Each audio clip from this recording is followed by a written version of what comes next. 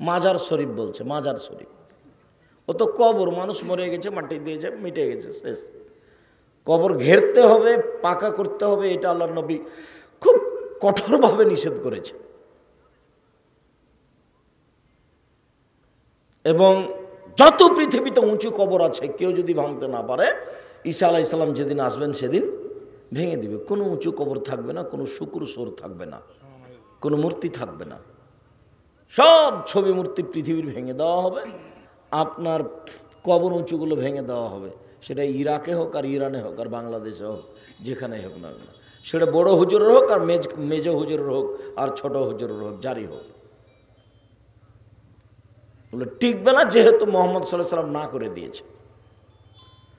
তো আমি বলেছি শতকরা 95 জন বক্তা মিথ্যুক, তবে আমি বলিনি ইনি মিথ্যুক। আমি বলেছি শতকরা 98 জন মুফাসসির মিথ্যুক, তবে আমি বলিনি ইনি মিথ্যুক। আমি বলেছি আইয়ুব আলাইহিস সালামের শরীরে পোকা হয়নি।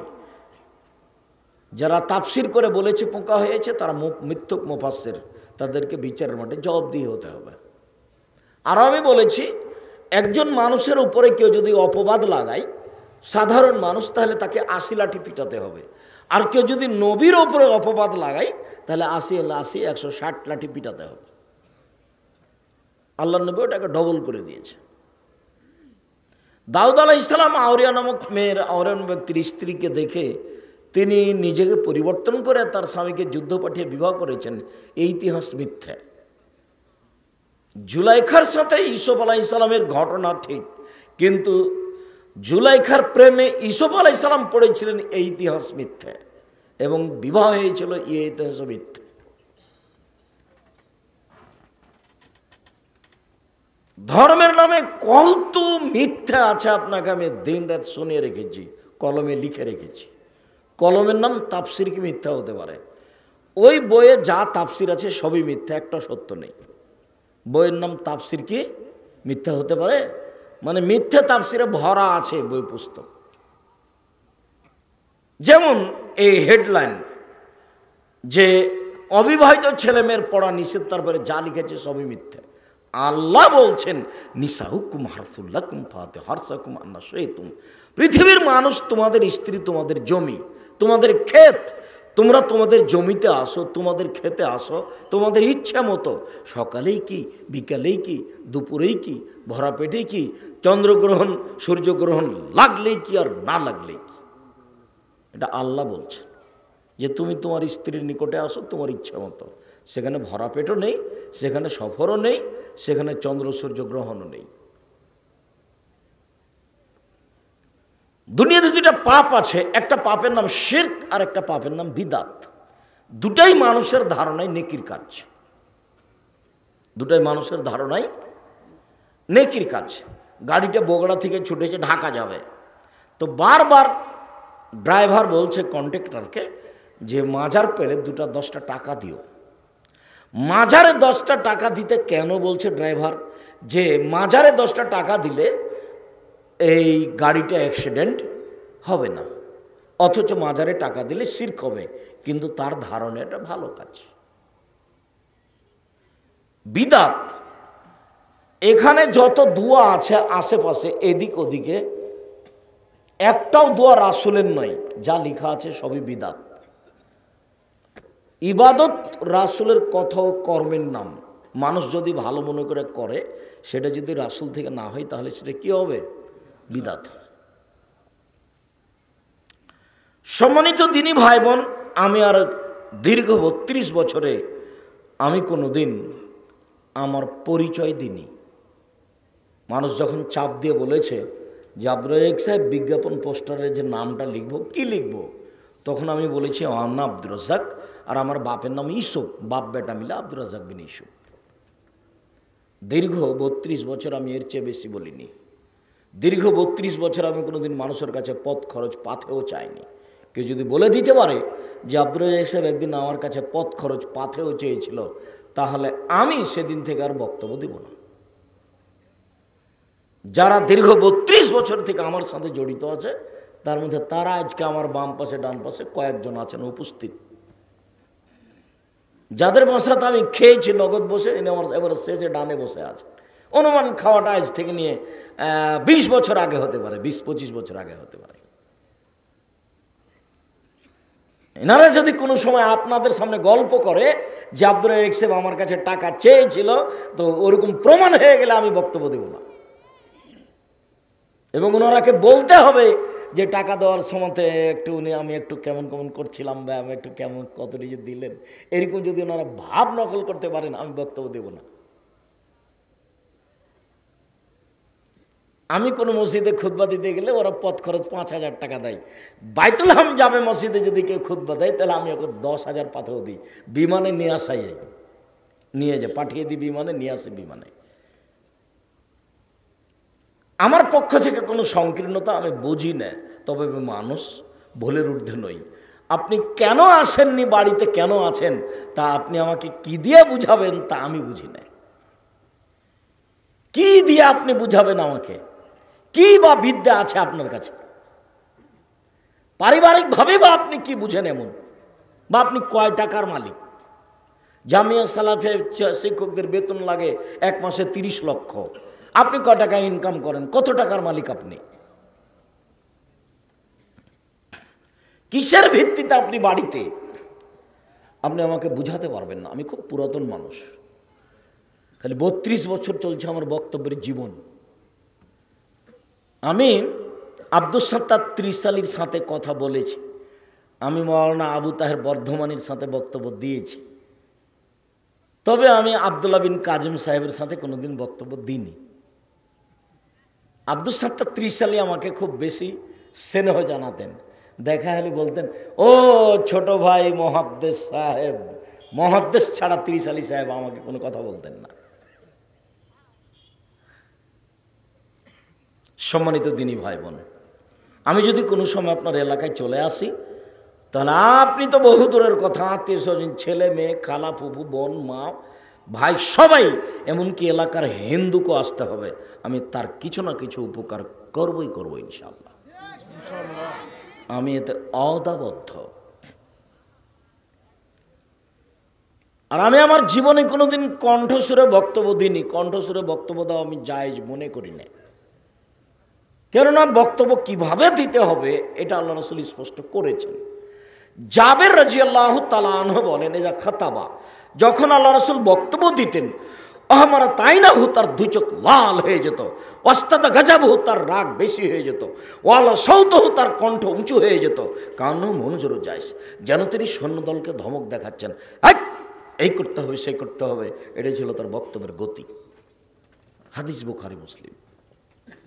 হাদিস বুখারী মুসলিম মানে আম গাছে জাম ধরতে পারে, ধরে না, অমাবস্যার রাতে চাঁদ উঠতে পারে, উঠে না, সোয়ের ছিদ্র দিয়ে লাঙ্গলের ফল ঢুকতে পারে, ঢোকে না, সোয়ের ছিদ্র দিয়ে লাঙ্গলের ফল ঢুকে যেতে পারে, আম গাছে জাম ধরে যেতে পারে, অমাবস্যার রাতে চাঁদ উঠে যেতে পারে।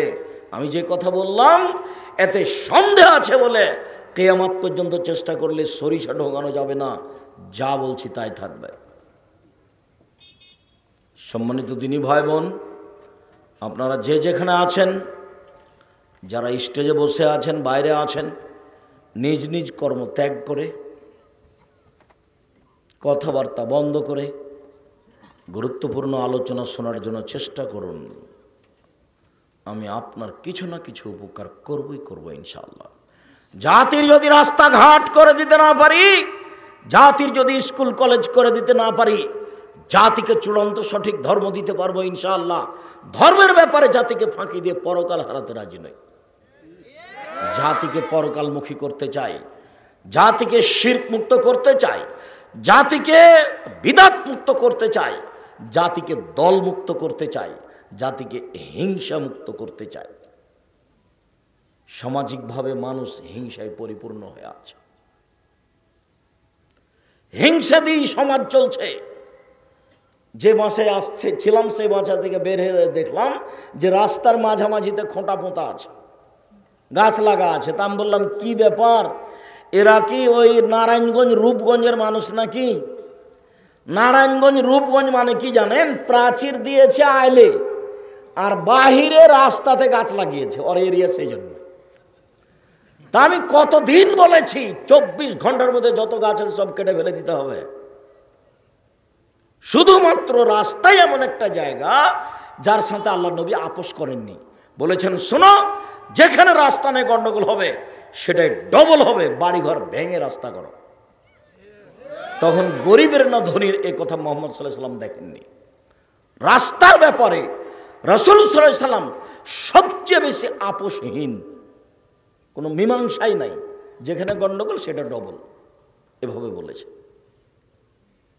এবং বলেছেন এ লোকটা জান্নাতে চলে গেছে কেন? রাস্তা একটা গাছ পড়েছিল, কেটে সরিয়ে দিয়েছে, এই জন্য। ঠিক। আর আপনারা নিজেরা জানেন যে সবচেয়ে বড় ঈমান হলো লা ইলাহা ইল্লাল্লাহ, আর সবচেয়ে ছোট ঈমান হলো ইমাতাত জালানিত তারিক, রাস্তা থেকে কষ্টদায়ক জিনিস সরিয়ে দাও। অনেক হাদিস আছে রাসূল সাল্লাল্লাহু আলাইহি ওয়াসাল্লামের পক্ষ থেকে রাস্তার ব্যাপারে। রাস্তার উপরে গাছ কেন? রাস্তার উপরে খোঁটা কেন? প্রাচীরের উপরে ঘর তুলেছেন, আবার ফের ঘরের বাইরে, প্রাচীরের বাইরে গাছ লাগিয়েছেন। শরম হয় না? লজ্জা হয় না কেন? 24 ঘন্টার মধ্যে গাছ কেটে ফেলবেন, খোঁটা তুলে ফেলবেন। হিংসা দিয়ে সমাজ ভরা, মারামারি করে মসজিদ তৈরি করছে, মারামারি করে মাদ্রাসা তৈরি করছে। ভাই ভাই মারামারি লেগে গেছে, যে একটা ঢেঁকি ছিল কেটা দু ভাই ভাগ করে নিয়েছে। এটা আমাদের গ্রামের খবর বললাম আমি। আর আমাদের সভাপতি সাহেব বলছিলেন যে ভাই বোনকে ভাগ দেয় না। আমাদের এই উত্তরবঙ্গে বোন ভাগ নিয়ে নিলে গরিব হয়ে যাবে, এটা কথা ছড়িয়ে নেই। তবে রংপুর, দিনাজপুর, লালমনিরহাট, নীলফামারী, কুড়িগ্রাম, পঞ্চগড়, ঠাকুরগাঁ, গাইবান্ধা, বগুড়া, এইসব ডিস্ট্রিক্টের মানুষ মনে করে যে বোনকে জমি দিতে হবে না। ও যদি চায় তাহলে ওকে বলবো যে চিরদিনের জন্য তুই বের হয়ে যায় এখান থেকে, বাড়িতে আসিস না, এইটা বলে। অথচ আমি বলেছি যে যেই এই ছেলে তোমাকে বলেছি যে তোমার বাপকে যদি আমি কুকুর সিরিগালের চেয়ে বেশি খারাপ প্রমাণ করতে না পারি, বক্তব্য দিব না। শতদিন বলেছি। তার মানে তোমার দাদা মরে গেছে 15 বিঘা জমি রেখে, তোমার বাপ নিবে 10 বিঘা, তোমার ফুফু নিবে 5 বিঘা। তো তোমার বাপ নিবে সকালে আর তোমার ফুফু নিবে বিকালে, এইটুকু যদি তুমি প্রমাণ করতে পারো, আমি বক্তব্য দেব না। একজন সকালের একজন বিকালে, এইরকম সুযোগ নাই একসাথে। আর আমাকে যদি জিজ্ঞাসা করো, তা আমার বাপকে মাটি দিয়ে এসে আগে জমি ভাগ করেছি, তারপরে আমরা খেয়েছি। যদিও আমার ছোট ভাই জমি চিনে না, ও বরিশাল মডেল কলেজের, সরকারি কলেজের শিক্ষক, আর আমি এইভাবে রাস্তাঘাটে ঘুরি। আমি রাস্তার ফকির, এইভাবে একটা সাধারণ মানুষ ঘুরে বেড়াই।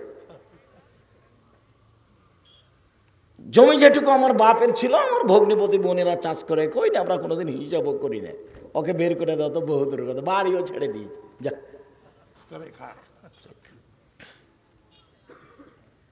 আপনাকে আমাকে পরীক্ষা করতে বলেছি, যদি আমার ভিতরে কিছু দেখা যায় আমি সেটা ছেড়ে দিব। সম্মানিত দিনী ভাই বোন, মহান আল্লাহ বলেন, ওয়াবুদুল্লাহ ওয়ালা তুশরিকু বিহি শাইআ, পৃথিবীর মানুষ তোমরা এক আল্লাহর ইবাদত করো, তার সাথে বিন্দু মাত্র শরীক করো না। ওয়াবিল ওয়ালিদাইনি ইহসানা, বাপ মায়ের সাথে সদাচরণ করো। ওয়াবিদিল কুরবা, নিকট আত্মীয়র সাথে সদাচরণ করো। ওয়াবিদিল কুরবা। অল এতামা, এতিমের সাথে ভালো আচরণ করো।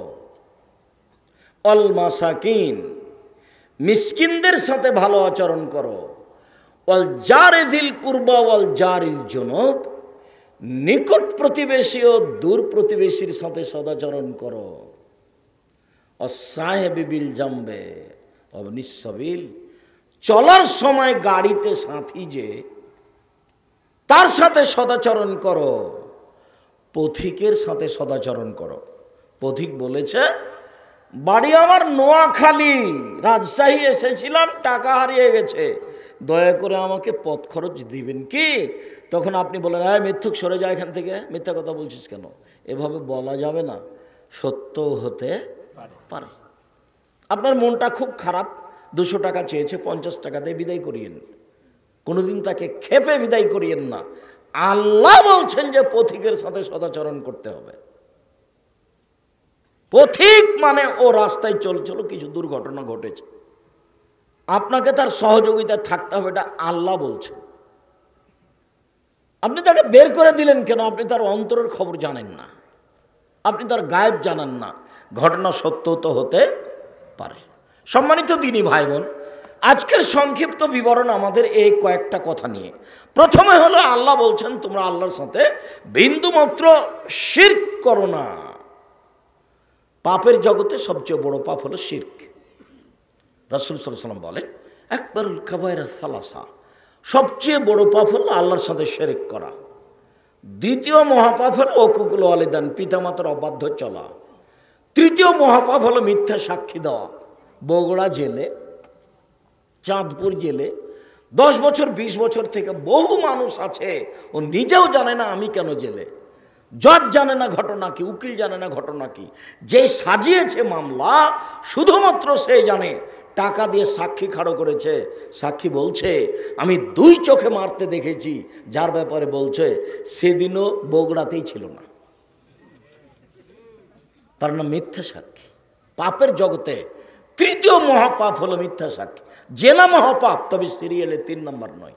সুদ মহাপাপ, তবে সিরিয়ালে 3 নম্বর নয়। জুয়া মহাপাপ, যেটা আন্তর্জাতিক ফুটবল খেলা চলছে বর্তমানে, এটা হলো সবচেয়ে বড় জুয়া।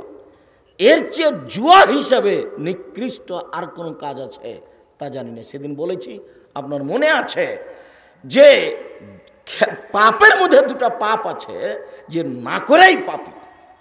তার একটা হলো কোনো মহিলা মানুষ যদি সাজগোজ করে পুরুষের পাশ দিয়ে হাঁটে, তাহলে ও ব্যভিচারিণী, ও ব্যভিচারিণী, ও ব্যভিচারিণী। রাসূল সাল্লাল্লাহু আলাইহি ওয়াসাল্লাম কথাটি 2বার 3বার বললেন, অথচ মেয়েটা জেনা করেনি। রাসূল সাল্লাল্লাহু আলাইহি ওয়াসাল্লাম বলছেন ও ব্যভিচারিণী, ও ব্যভিচারিণী, ও ব্যভিচারিণী, অথচ জেনা করেনি। ও সাজগোজ করে পুরুষের পাশ দিয়ে গেছে, এই জন্য বললেন। আর আরেকটা পাপ আছে না করে পাপি, সেটা হলো কেউ যদি কাউকে বলে লাউকা মেরোকা, আসো তোমার সাথে আমি জুয়া খেলবো। জুয়া খেলেনি, খালি বলেছে আসো খেলি, তাহলে 10 জন ফকিরকে 1.25 কেজি করে চাউল দিতে হবে। আর আমি বলেছি যে রাসূল সাল্লাল্লাহু আলাইহি ওয়াসাল্লাম বলেছেন সেটাই জুয়া, যাতে টাকার হারজিত হয়। সেটাই হলো জুয়া, যে খেলাতে টাকার হারজিত হয়। জুয়ার ঘৃণা করতে গিয়ে, হারাম বিবরণ দিতে গিয়ে আল্লাহ বলেন ইয়াসআলুনা কানিল খামরি ওয়াল মাইসির কুল ফীহিমা ইসমুন কবির। মুহাম্মদ সাল্লাল্লাহু আলাইহি সাল্লাম, আপনাকে মানুষ জিজ্ঞাসা করে মদ সম্পর্কে আর জুয়া সম্পর্কে, আপনি বলুন এই 2টি মহাপাপের কাজ। আল্লাহ বলেন ইন্নামাল খামরু ওয়াল মাইসির ওয়াল আনসাব ওয়াল আজলাম রিজসুম মিন আমালিশ শয়তান। নিশ্চয় মদ খাওয়া, জুয়া খেলা, মূর্তির আস্তানায় যাওয়া, লটারি ক্রয় করা শয়তানের কাজ। তোমরা বেঁচে থাকো, এগুলো হারাম, মহাপাপ। আল্লাহ রাসূল সাল্লাল্লাহু আলাইহি ওয়াসাল্লাম বলেন 4 শ্রেণীর মানুষ জান্নাতে যাবে না। 1 আকুন, বাপ মাকে মানে না যে। 2 কাম্মার, জুয়া খেলে যে। 3 মান্নান, খোটা দেয় যে। 4 মুদমিনুল খামর, নিয়মিত বিড়ি তামাক জর্দা সিগারেট গুল নেশার দ্বারা দ্রব্য খায় পান করে যে, সে জান্নাতে যাবে না। জুয়া খেলে যে, সে জান্নাতে যাবে না। রাসূল সাল্লাল্লাহু আলাইহি সাল্লাম বলেন মান লাইবা বিন-নারদ ফাকাদ আদখালা ইয়াদাহু ফি দামি খিনজির। কেউ যদি জুয়া খেলায় অংশগ্রহণ করে, তাহলে সে তার হাতকে শোরের, শুকুরের রক্তের মধ্যে ডুবিয়ে দিল। হাদিসগুলি সব বুখারী মুসলিম। জুয়া কাকে বলে? প্রত্যেক যে খেলাতে টাকার হারজিত রয়েছে সেটাই হলো জুয়া। বর্তমান আন্তর্জাতিক ফুটবল খেলায় টাকার হারজিত আছে কি না? শুধু আছে, এই খেলাতে বিলিয়ন বিলিয়ন ডলার খরচ আছে। এই খেলাতে বাংলাদেশের মাগুরা জেলায় 1 লোক জাপানের পক্ষ হয়ে, কোন দেশের পক্ষে হয়ে 7.5 কিলোমিটার লম্বা পতাকা তৈরি করেছে। তো এখনো মানুষ না পশু? আমি যখন বললাম, আবার জমি বিক্রি করে, একটা জমি বিক্রি করে, আমি যখন বললাম যে তোমাদের বাড়িতে একটা বিশাল টিভি আছে, তো টিভিতে ল্যাংটা মেয়ে নাচছে, তুমি আছো, তোমার বোন আছে, তোমার মা আছে, তোমার বাপ আছে, তোমার ভগ্নিপতি আছে, তোমরা সবাই আছো, তোমার চাচা তো বোনও আছে, সবাই আছো। বলো তো এটা কেমন লাগে? এটি কি মানুষের কাজ? যে না, এটা পশু প্রাণীর কাজ। তো আমি আল্লাহ তো সেটা বলছেন, বুঝেও বুঝে না ওরা, অন্তর আছে বুঝে না, দেখেও দেখে না ওরা, চক্ষু আছে দেখে না, শোনেও শোনে না ওরা, কান আছে শোনে না। উলায়েকা কাল আনাম, তারা পশু প্রাণীর মতো, তারা গরু ছাগলের মতো, তারা কুকুর শ্রেণীর মতো, বালু মাজাল, বরং তার চেয়ে খারাপ। কুকুর শ্রেণীর চেয়ে খারাপ এরা, কুকুর শ্রেণীর চেয়ে খারাপ ওরা। কুকুর শ্রেণীর চেয়ে খারাপ তোমার বাপ। আমার বাপ কিভাবে? তোমার ফুফুকে জমি দেয়নি এই জন্য। কুকুর শ্রেণীর চেয়ে খারাপ তোমার বাপ কিভাবে? ওই যে রাস্তার উপরে গাছ লাগিয়ে রেখেছে সেই জন্য। তিতা লাগে বেটা। তুমি আমাকে বলো যে কেন আপনি এই কথা বলছেন। আপনাকে আমি কুকুর সিরিয়ালের চেয়ে খারাপ প্রমাণ করতে না পারলে বক্তব্য দেব না। আমি 32 বছরে কারোর মুখের দিকে কথা দিয়ে লক্ষ্য করে কথা বলিনি। ওরকম পর্যায়ে আল্লাহ আমাকে নিয়েই যায়নি কোনোদিন। মানুষের পয়সা দিয়ে চলতে হবে এরকম পরিবেশ আল্লাহ আমার কোনোদিন ঘটায়নি।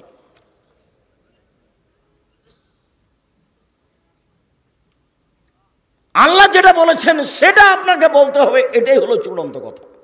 আল্লাহ আপনাকে বলছেন যে ও পশু প্রাণীর মতো, গরু ছাগলের মতো, ও কুকুর শ্রেণীর মতো, বলেন তার চেয়ে খারাপ। যৌতুক নিয়েছ, হ্যাঁ বগড়া বাড়ি, যৌতুক তো নিয়েছ, তোমাদেরকে ভিক্ষা করে খেতে বলেছি। ভিক্ষা করা টাকা দিয়ে চাউল কিনে ভাত খেয়ে এবাদত কবুল হবে? যৌতুকের টাকা দিয়ে চাউল কিনে ভাত খেয়ে এবাদত কবুল হবে না। বগড়ায় বাড়ি, পাশের ট্রেন স্টেশন আছে, 2টা পথ, গিয়ে যদি ব্যাগ বকচা লাগেজ তুলে দাও টাকা পাবা, সারাদিন কাজ করো 400-500 টাকা পাবা। আর যদি এটা করতে না পারো, ভিক্ষা চাও ট্রেন স্টেশনে, গ্রামে ভিক্ষা তো দিবে না। বাপ বেটা গিয়ে ভিক্ষা চাও, যৌতুক নিলে কেন? আগামীকাল সন্ধ্যা হতে হতে যৌতুক ফেরত দিতে হবে। আর আমি এইভাবে বলেও আমি তোমাদের কষ্ট দিতে চাইনি যে তুমি তোমার বোনের বিষয় ভাবো আর তুমি তোমার বাপের বিষয়, তোমার বিষয় ভাবো। তোমার বাপ তো তোমার অপেক্ষায় চেয়ে আছে, ছেলের টাকা নিতে হবে, তো তোমার বাপও দিবে তোমার বোনের জন্য। মানে সবাই এখন পশু প্রাণী হয়ে গেছে। মহান আল্লাহ বলেন, আবুদুল্লাহ ওয়ালা তুশরিকু বিহি শাইআ, পৃথিবীর মানুষ তোমরা এক আল্লাহর ইবাদত করো, তার সাথে বিন্দুমাত্র শরীক করো না। পাপের জগতে সবচেয়ে বড় পাপ হলো শিরক। রাসূল সাল্লাল্লাহু আলাইহি সাল্লাম বলেন, লা তুশরিক বিল্লাহি ওয়া ইন কুতিলতা ওয়া হুরিকতা, জুলুম করে জ্বালিয়ে দেওয়া হলে জ্বলে যাও, শিরক করো না। হত্যাকারী জুলুম করলে, হত্যা করলে নিহত হয়ে যাও, শিরক করো না। শিরক এমন একটা পাপ যার ক্ষমা বিচারের মাঠে নেই, বাকি সব ক্ষমা আছে। শিরক এমন একটা পাপ যার ক্ষমা বিচারের মাঠে নেই, সব পাপেরই ক্ষমা আছে। 1 মিনিট এটুকু বলেনি, আমরা ধারাবাহিকভাবে আগাচ্ছি। আনাস রাদিয়াল্লাহু তাআলা আনহু বলেন, রাসূল সাল্লাল্লাহু আলাইহি ওয়াসাল্লাম বলেছেন, আল্লাহ তাআলা বলেন, মানে হাদিসে কুদসি, আল্লাহ সরাসরি বলছেন, ভাষা সেভাবে থাকি, তুমি যেভাবে আশা পোষণ করো আমি সেভাবে পূর্ণ করে থাকি। ফাস্তাগফারতানি, তুমি আমার কাছে ক্ষমা চাইলে ক্ষমা করে দিব। ওয়ালা উবালি, আমি পরোয়া করি না তুমি কত বড় পাপী, আমি পরোয়া করি না তুমি কত বড় পাপী। তুমি যেভাবে ডাকো আমি সেভাবে থাকি, তুমি যেভাবে আশা পোষণ করো আমি সেভাবে পূর্ণ করে থাকি। ইয়াবনা আদম লা বালাগাত যুনুবুকা আনাস সামায়ে, আদমের ছেলে মেয়ে শোনো, তোমাদের পাপ বেশি হতে হতে যদি আকাশে লেগে যায়, পাপ আর পাপ, ফাস্তাগফারতানি, এরপরে যদি তুমি আমার কাছে ক্ষমা চাও ক্ষমা করে দেব। আলা উবালি, আমি পরোয়া করি না তুমি কত বড় পাপী, তুমি যেভাবে ডাকো আমি সেভাবে থাকি, তুমি যেভাবে আশা পোষণ করো সেভাবে আমি পূর্ণ করে থাকি, আমি পরোয়া করি না তুমি কত বড় পাপী। আদম সন্তান মনে রেখো, এই পর্যন্ত দুনিয়ায় বিচারের মাঠে যেদিন তোমরা আমার সামনে উপস্থিত হবে, পাপ নিয়ে আকাশ জমিন পরিমাণ পাপ, সেদিন আমি বলবো, ইয়াবনা আদম লা আতাইতানি বিকরাবিল খাতায়া সুম্মা লাকিতানি লা তুশরিক বি শাইআ, লাতাইতক বেকরা বেহা মাগফিরা। আজকে তোমরা উপস্থিত হয়েছে বিচারের মাঠে আকাশ জমিন পরিমাণ পাপ নিয়ে, আমিও সেই পরিমাণ ক্ষমা নিয়ে উপস্থিত হয়েছি। যদি শিরক না থাকে, তোমার যেই পরিমাণ পাপ আমার সেই পরিমাণ ক্ষমা, তোমার যেই পরিমাণ পাপ আমার সেই পরিমাণ ক্ষমা, তোমার পাপ যত আমার ক্ষমা তত, তোমার পাপ যত আমার ক্ষমা তত। যদি শিরক না থাকে, শিরক করে মারা গেলেও জাহান্নামে যাবে, শিরক মুক্ত অবস্থায় মারা গেলেও জান্নাতে যাবে। উত্তরবঙ্গের লোক শিরক কম করে, নোয়াখালী, ফরিদপুর, চট্টগ্রাম, সিলেট, বরিশাল এসব ডিস্ট্রিক্টের মানুষ শিরক বেশি করে। ভারত, বাংলাদেশ, পাকিস্তানের মানুষের শিরকের অবস্থা হলে এই, মানুষে বলে বন্যা চলেছে বিপদ সীমার উপর দিয়ে, মানুষে বলে ঝড় বৃষ্টি চলেছে বিপদ সীমার উপর দিয়ে, আসলে তা নয়। ভারত, বাংলাদেশ, পাকিস্তানে শিরক চলেছে বিপদ সীমার উপর দিয়ে। দেশ ট্রাভেলস ঢাকা থেকে রাজশাহী আসছে, সন্ধ্যার সময় আলো দিয়ে দিয়েছে। আমি বললাম, এই ছেলাই সুপারভাইজার শোনো, আলো দিলে কেন? আমার বস বলেছেন সূর্য ডুবার সাথে সাথে আলো দিতে হবে, তাই দিলাম। ও, বস কি হিন্দু নাকি? সূর্য ডুবার সাথে সাথে আলো দেয় হিন্দু, সূর্য ডুবার সাথে সাথে আলোকে দেয় হিন্দু। এদেশ শিরক দিয়ে ভরা, বিদেশি ষড়যন্ত্রে, ইহুদি খ্রিস্টানদের নীতিতে এরা আরো শিরকে ডুবে আছে।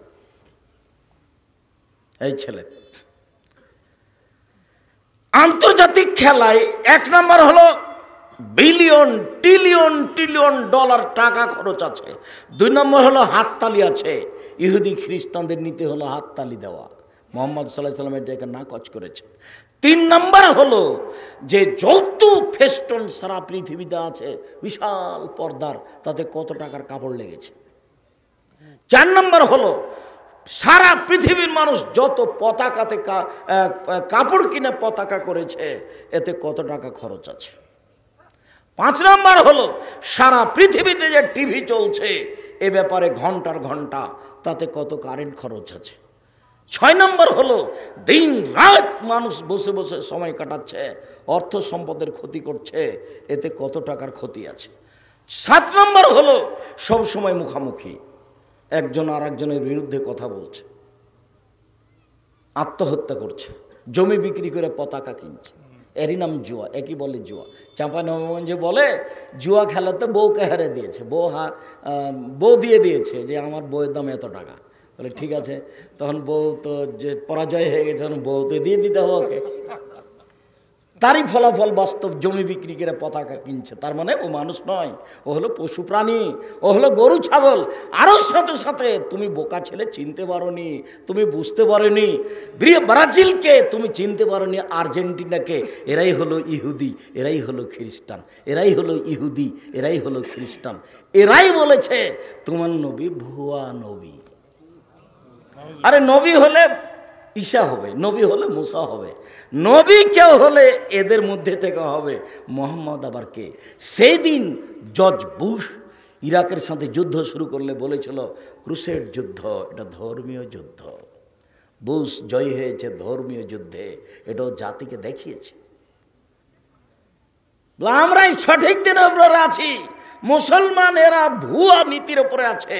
বোকা ছেলে, তুমি তো জানো না একে, এ যদি তোমাকে পায়, তুমি তো তার পতাকা তোমার মোটর সাইকেলে দিয়ে চালাচ্ছ, তোমাকে পেলে 2 বালতি পায়খানা তোমার মাথার উপরে চাপিয়ে 2টা লাথি দিবে।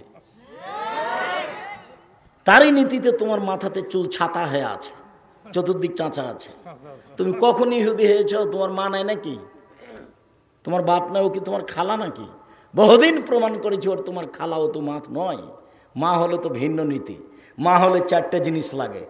1 শিষ্টাচার, মা শিষ্টাচার শিখাবে। 2 বিদ্যে, মা বিদ্যে শিখাবে।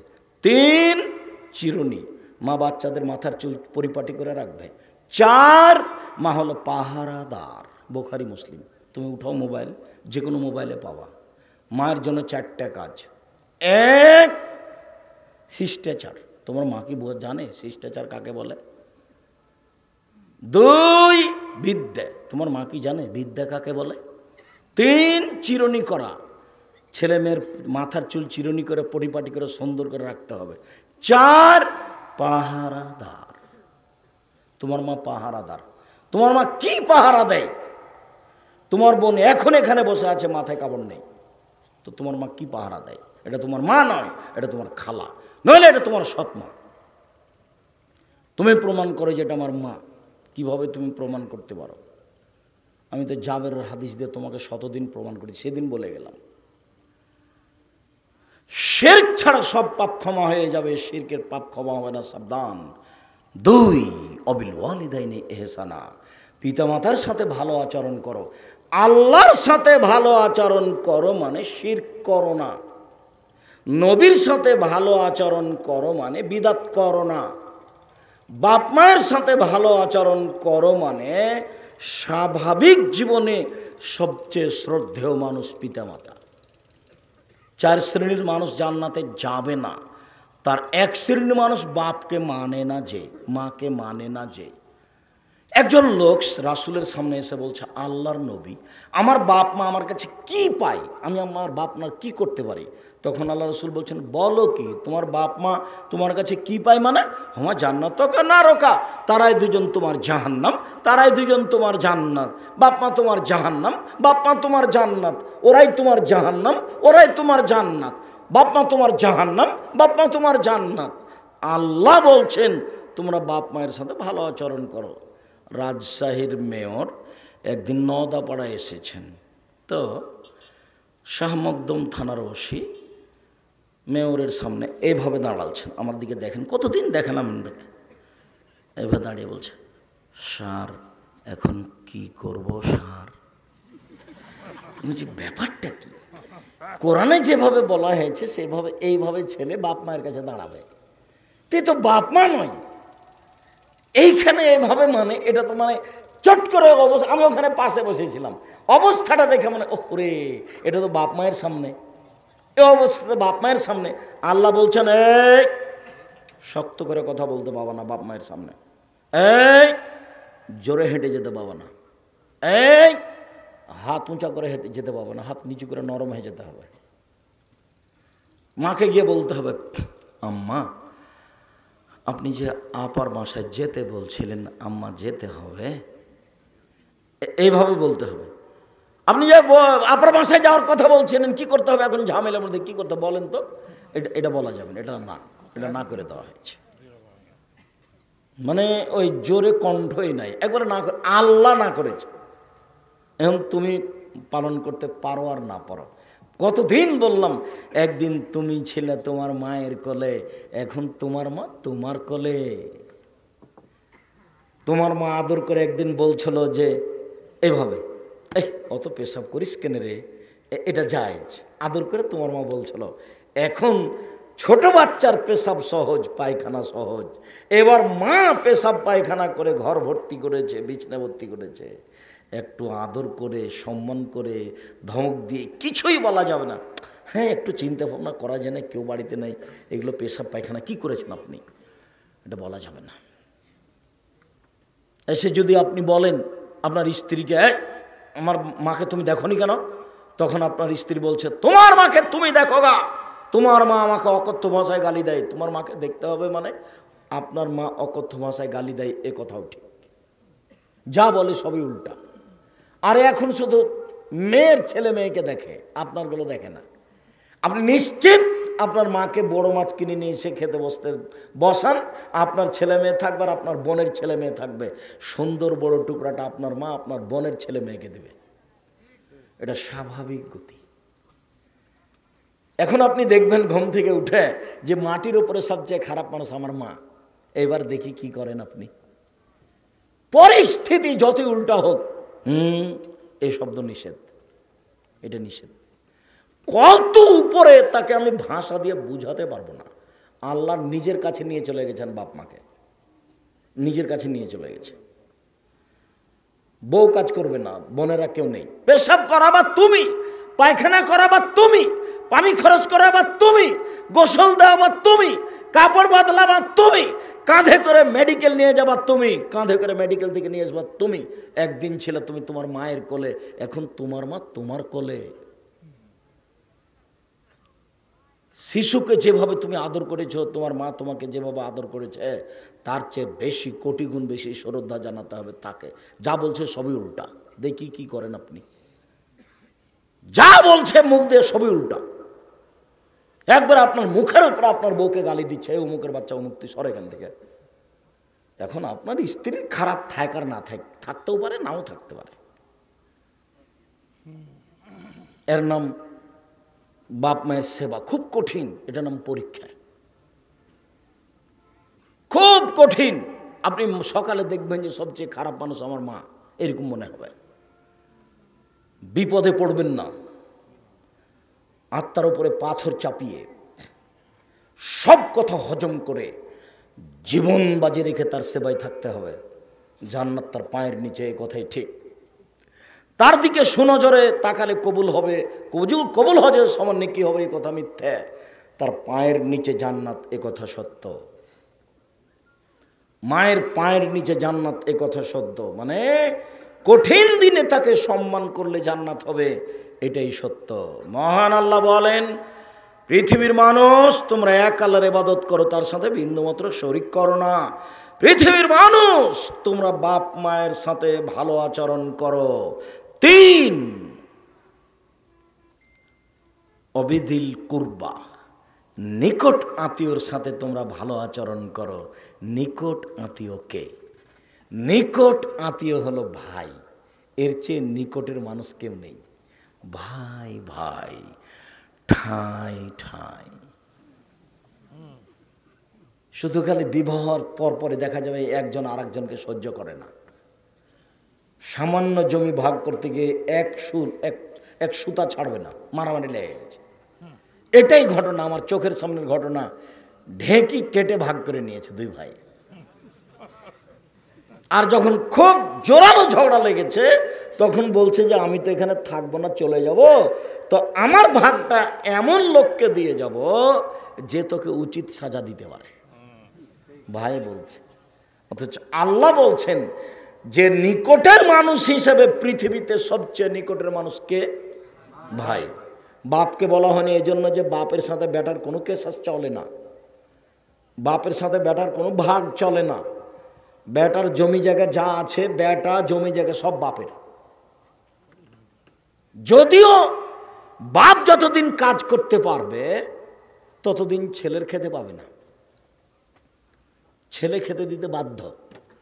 তবে শরীয়তে কাউকে বসে খেতে দিবে না। এই জন্য আল্লাহ বলছেন, ইদা নুদিয়া লিসসালাহ ফাসাউ ইলা যিকরিল্লাহ ওয়াদারুল বায়া।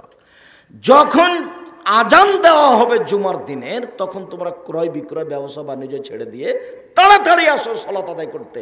ফাইজা কুজিয়াতিস সলাত, যখন সলাত শেষ হয়ে যাবে, ফান্তাসিরু ফিল আরজ, তাহলে তোমরা তাড়াতাড়ি জমিতে নেমে যাও, জমি চাষ করো, দোকান খুলো, ব্যবসা বাণিজ্যে নেমে যাও।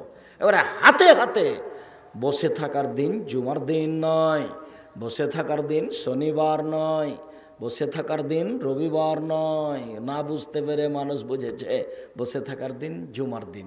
তখন সরকার বলেছে আরও একদিন শনিবার, 2 দিন। তখন আরবি সরকার দুবাইরা বলেছে আরও একদিন, 3 দিন।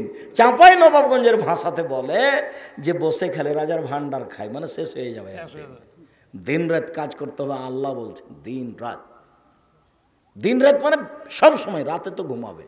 দিন রাত কথাটার জোর দেওয়াতে বলা হয়েছে। মাগরিবের পরে খেয়ে নেবে, এসার পরে ঘুমিয়ে যাবে, এটা জরুরি নীতি। রাত 3টায় উঠতে হবে, রাত 10টা বাজতে বাজতে ঘুমিয়ে যেতে হবে সবকে। একরাহুল কালামা বাদাল এশায়ে, এশার সালাতের পরে আল্লাহ নবী কথা বলা ঘৃণা করতেন। একরাহুল নওমা কাবলাল এশায়ে, এশার সালাতের পূর্বে ঘুমিয়ে যাওয়াকে আল্লাহ নবী ঘৃণা করতেন। এশার সালাতের পরে জরুরি ধর্মীয় কোনো কথা ছাড়া কোনো কথা চলবে না, টিভি চলবে না, গল্প চলবে না, বদনাম চলবে না, আপনার কোনো রাষ্ট্রীয় কোনো কথা চলবে না, ধর্মীয় বিষয় ছাড়া কোনো কথা নেই। এখনও ঘুমিয়ে যাবে, রাত 3টায় উঠবে, রাত 3টে উঠে আকাশের দিকে লক্ষ্য করে সূরা আলে ইমরানের শেষ 5 আয়াত, শেষ রুকুর প্রথম 5 আয়াত পড়বে। যদি কিছুই না পারে তাহলে বলবে লা ইলাহা ইল্লাল্লাহু ওয়াহদাহু লা শারীকা লাহু লাহুল মুলকু ওয়া লাহুল হামদু ওয়া হুয়া আলা কুল্লি শাইইন কাদির ওয়া সুবহানাল্লাহি ওয়া আলহামদুলিল্লাহি ওয়া লা ইলাহা ইল্লাল্লাহু আল্লাহু আকবার ওয়া লা হাওলা ওয়া লা কুওয়াতা ইল্লা বিল্লাহ রব্বিগফিরলি। তাহলে সব পাপ ক্ষমা হয়ে গেছে।